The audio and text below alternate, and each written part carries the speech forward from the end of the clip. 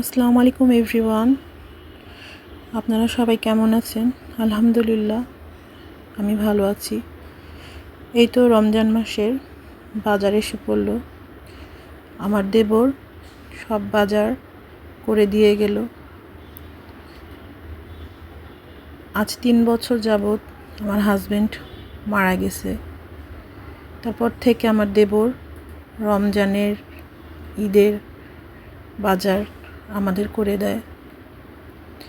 এই তো এখানে সব কিছু সে এনেছে, চাল ডাল তেল, একটা সংসারে যাবতীয় যা যা লাগে, মাংস মুরগি সব কিছু এনে দিয়ে গেছে। আলহামদুলিল্লাহ, যতটুক দিয়েছে আল্লাহর দরবারে লাখ লাখ শুকরিয়া। মনটা আজ ভীষণ খারাপ।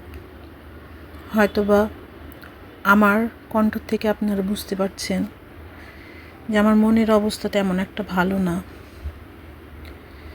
একজন সিঙ্গেল মাদার কিভাবে যে তার বাচ্চাদেরকে নিয়ে হাজবেন্ড মারা যাওয়ার পর সংসারটা টেনে হিচড়ে নিয়ে চালাতে থাকে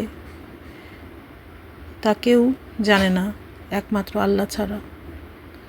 আল্লাহই জানেন কিভাবে কত কিছু, কত কষ্ট, কত যন্ত্রণা সহ্য করে এই দিন যাপন করতে হয়। কারো ভাগ্য যেমন এরকম না হয়, কেউ যেমন মাঝপথে এরকম তার জীবন সঙ্গীকে ছেড়ে না যায়।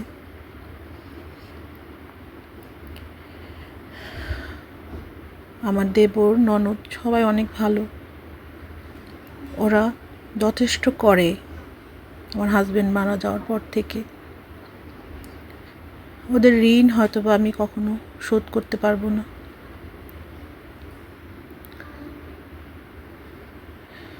কথা বলতে আমার খুব কষ্ট হচ্ছে, আমার কথাগুলো জড়িয়ে যাচ্ছে আমার চোখের পানিতে।